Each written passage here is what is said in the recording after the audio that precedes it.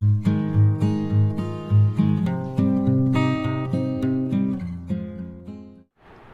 Dear students, welcome to Kataria pharmacy. So students, कैसे हैं आप सब? आई होप सभी ठीक होंगे। तो स्टूडेंट्स, हम स्टडी कर रहे थे D pharm first year pharmaceutics. तो इसका हमारा चैप्टर 5 चल रहा था। चैप्टर 5 का आज का हमारा 10th लेक्चर होने वाला है। इसके अंदर हम स्टडी करेंगे इम्यूनोलॉजिकल प्रोडक्ट्स के बारे में। तो इम्यूनोलॉजिकल प्रोडक्ट्स क्या होते हैं, लगभग सभी स्टूडेंट्स जानते होंगी कि ऐसे प्रोडक्ट जिनको बॉडी में किसी भी डिजीज को होने से पहले ही हम रोकने के लिए या फिर डिजीज को ठीक करने के लिए और उसको डायग्नोस्ट करने के लिए यूज करते हैं, उन्हें इम्यूनोलॉजिकल प्रोडक्ट बोलते हैं। एग्जाम्पल देखें तो वैक्सीन, जैसे कि कोविड-19 जब आया था तो उस टाइम हमारे पास कोई वैक्सीन नहीं थी, लेकिन 1-2 साल बाद उसकी वैक्सीन बन गई और सभी को वैक्सीन लगी। सभी को इसीलिए वैक्सीन लगाई गई क्योंकि अगर फिर से वो आता है तो आपको इफेक्ट नहीं करेगा या ना के बराबर इफेक्ट करेगा आपको कोविड। तो वैक्सीन ही होते हैं। एग्जाम्पल हो गया इम्यूनोलॉजिकल प्रोडक्ट का। तो इम्यूनोलॉजिकल प्रोडक्ट्स के बारे में आज के इस लेक्चर में हम डिटेल में स्टडी करने वाले हैं। और अगर आप चैनल पे न्यू हैं तो चैनल को सब्सक्राइब जरूर करें और बेल आइकन को प्रेस कर दीजिए, जिससे हमारी आने वाली न्यू वीडियो का नोटिफिकेशन आपको सबसे पहले मिल सके। तो स्टार्ट करते हैं, ज़्यादा टाइम नहीं लेंगे। टॉपिक है हमारा इम्यूनोलॉजिकल प्रोडक्ट्स। बेसिकली देखी जाए तो इम्यूनोलॉजिकल जो प्रोडक्ट्स होते हैं वो पैरेंटल रूट्स के थ्रू ही बॉडी के अंदर एंटर करते हैं या बॉडी में दिए जाते हैं। बेसिकली बहुत ही रेयर कंडीशन में, जैसे कि एक वैक्सीन आती है हमारी पोलियो की वैक्सीन, वो ही ओरली ली जाती है। आपने भी ली होगी, सभी ने, हमने ली है पोलियो की वैक्सीन। तो उसके अलावा जो भी वैक्सीन्स आती हैं वो या तो इंट्रामस्कुलर दी जाती है या इंट्रावीनस दी जाती है। तो मतलब कि उनका जो मेन रूट हो गया वो हो गया parental route. These are the biological और प्रोटीनियस प्रोडक्ट। इम्यूनोलॉजिकल जो प्रोडक्ट है वो क्या होता है? दीज आर द बायोलॉजिकल और proteinaceous product meant for prevention of disease and diagnostic purpose. Basically prevention of disease और डायग्नोस्टिक पर्पज के लिए इनका यूज किया जाता है। एग्जांपल देखिए, वैक्सीन, सेरा, एंटीसेरा, इटीसी। अब वैक्सीन, सेरा, एंटीसेरा क्या होता है वो आगे आपको समझ में आएगा। Almost all these preparation are administered by parental route. सभी प्रिपरेशन पेरेंटल रूट से दी जाती हैं एक्सेप्ट पोलीमाइलिटिस। वैक्सीन जो होती है पोलियो की, पोलीमाइलिटिस, विच इज एडमिनिस्टर ओरली। ये चीज याद रखना, ये क्वेश्चन बनता है बहुत ही इंपॉर्टेंट, तो इसको आप अच्छे से याद रखना। This is because the immunological product become inactive and administered by oral route. Basically अगर इनको ओरल रूट से दिया जाए तो ये इनएक्टिव हो जाते हैं।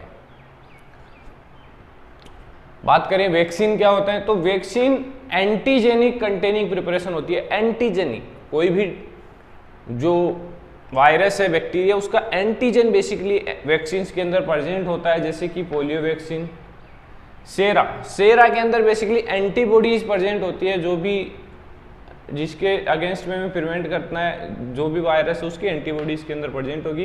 कंटेनिंग प्रिपरेशन जैसे डिप्थीरिया, एंटीसीरम, टॉक्सोइड प्रिपरेशन, इसके अंदर बेसिकली टॉक्सिन्स प्रेजेंट होते हैं बैक्टीरिया के, जो भी बैक्टीरिया उसके टॉक्सिन्स प्रेजेंट होंगे।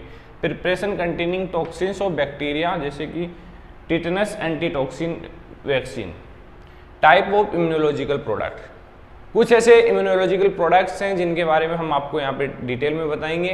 बाकी इनके अलावा भी काफ़ी हैं, लेकिन जो हम यहाँ पर लेके आए हैं बहुत ही इंपॉर्टेंट है, तो इनको देख लीजिए। फर्स्ट है टाइफस वैक्सीन। टाइफस वैक्सीन कैसे बनता है, क्या होता है? Sterile suspension of killed rickettsia organism. क्या होता है ये? स्टेराइल सस्पेंशन ऑफ किल्ड, मतलब जो बैक्टीरिया होता है, वायरस होता है, जो ऑर्गेनिज्म होता है रिकेट्सिया, उसको किल कर लिया जाता है और उसको उसका सस्पेंशन बना लिया जाता है of strain and strain of epidemic typhus rickettsia selected for antigenic efficiency. इसको basically as a antigenic efficiency use किया जाता है क्योंकि एक वैक्सीन है, इसके अंदर एंटीजन प्रेजेंट्स होंगे। रेबीज वैक्सीन, इसमें क्या होता है? Sterile suspension of killed rabies virus in uncontaminated brain tissue. अब किल्ड रेबीज वायरस कहां से आया? जो रेबीज वायरस है उसको रेबिट, रेट या माइस के ब्रेन में बेसिकली इंट्रासेल्युलरली इंजेक्टेड किया गया है पहले, देन उसको वहां से निकाला गया है और उसकी वैक्सीन बनाई गई है। तो ये इसमें आएगा।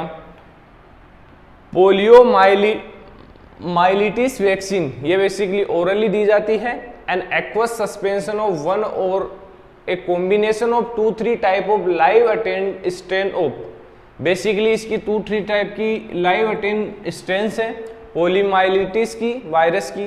Type 1, type 2, type 3 tested for neuro virulence on monkeys. Basically ये टेस्ट किया गया था मंकीज के ऊपर जो पोलियो वैक्सीन है। बीसीजी वैक्सीन, जो टीबी की वैक्सीन होती है उसको बीसीजी वैक्सीन बोलते हैं, फ्रीज ड्राइड। इसकी फुल फॉर्म है bacillus Calmette Guerin, bacillus Calmette Guerin. Freeze dried preparation containing live culture of bacillus of Calmette and Guerin. इसका लाइव कल्चर होता है स्ट्रेन ऑफ माइकोबैक्टीरियम ट्यूबरकुलोसिस, और स्ट्रेन होता है माइक्रोबैक्टीरियम ट्यूबरकुलोसिस। बेसिकली ये tuberculosis के लिए इस वैक्सीन का यूज किया जाता है। 5 है कोलेरा। कोलेरा डिजीज आज के टाइम में बहुत ही कम देखी जाती है, लेकिन उस टाइम इसका टाइम ऐसा था जैसे कोविड-19 है, उससे भी खतरनाक ये डिजीज होती थी।